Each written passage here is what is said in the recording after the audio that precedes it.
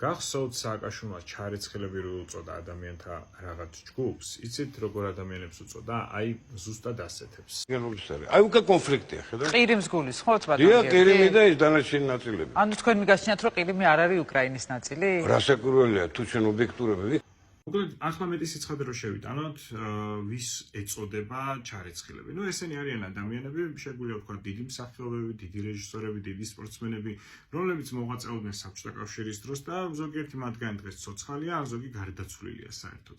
ნამდვილად ფილმებიდან, თეატრიდან და სხვადასხვა მიმართულებებიდან ჩვენ ეს ადამიანები ძალიან გვიყვარს, მაგრამ უნდა ვიცოდეთ და რატომღაც არ ვსაუბრობთ, რომ ეს ადამიანები ბევრ ცუდ საქციელს ჩადიოდნენ. მაგალითად, საბჭოთა ხელისუფლება იყენებდა მათ პროპაგანდისთვის და ესენიც იღებდნენ საბჭოთა კავშირისგან გარკვეულ პოლიტიკურ ბენეფიტებს, ან სხვადასხვა ტიპის სოციალურ ბენეფიტებს. მაგალითისთვის, ესე გაგრძელდა შევანაძის დროსაც, ახლა ბიძინას შემთხვევაშიც ასეა. ეხლა რა იგულისხმება? აი მაგალითად, როინ მეტრეველთან თუ ძმაკაცობდა რომელიმე ცნობილი მსახიობი და იყვნენ ესეთები, აღარ დავასახელებ მათ სახელ და გვარებს, იყვნენ, როდესაც მივიდოდნენ როინ მეტრეველთან, ან სხვადასხვა უნივერსიტეტის რექტორებთან და ეტყოდნენ, რომ იცი რა, ჩემი ახლობელია მომიწყე.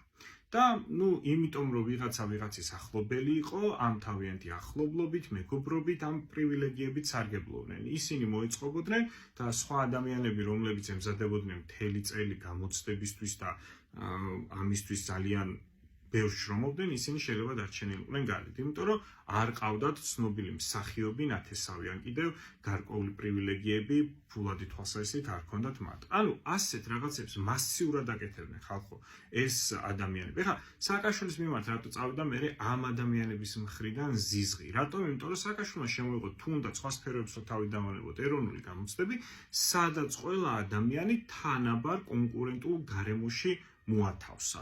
და აი ეს კონკურენტული გარემო განაპირობებდა ვინ მოხვედრილიყო უნივერსიტეტში და ვინ არა. რა თქმა უნდა, როცა ესეთ პრივილეგიებს აცლი ესეთ ადამიანებს მწარდებიან და იწყებენ ბრძოლას სააკაშვილის წინააღმდეგ. ახლა თავში რომ რეჟისორი საუბრობს, გიორგი შენგელაია, მისი შვილი, მაგალითად, აგერ ცნობილი იყო, რომ ის ებრძოდა ნაციონალურ მოძრაობას. ხო, აგერ ამ ვიდეოშიც ამაზე ბევრს საუბრობს. მე ნაცები დავამთავრე 2012-ში. კი ბატონო, მე დავაღარე მიწავ, მე დაგდებულს არ ვუწყავ თქვი მეთქი. არ მაინტერესებს ეს ხალხი. იმიტომ რომ ვერაზოს ვერ მოვლენ თქვი იმ ძალით რომ დაბრუნდნენ რამე გააკეთონ, რამე ქართველი ხალხი არ დაუშვებს. ხო, მოკლედ ეს ოჯახიდან მოდის პრივილეგიების ესეთი გავეშებული ქონის სურვილი.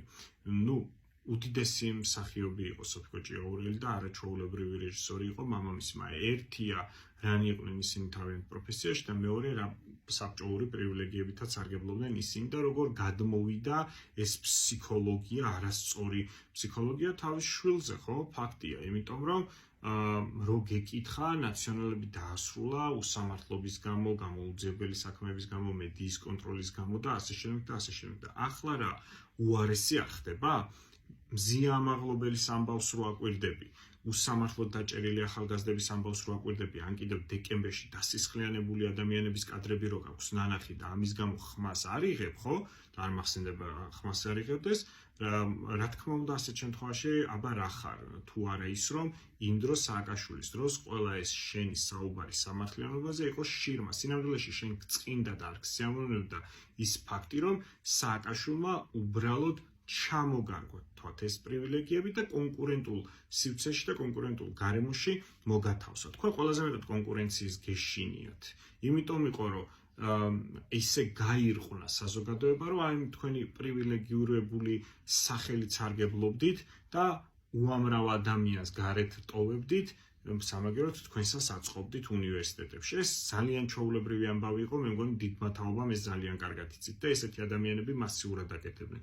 რაც შეეხება ბიძინას, ნუ ფაქტია, იგივე ლოგიკა მეორდება. ნუ მისი მეუღლე არ ამოიღებს ახლა მზია ამაღლობელზე ხმას, მისი მეუღლე ბიძინას საუკეთესო დაქალია და ხელი ხელს ბანს, რა მარტივად რო ვთქვათ.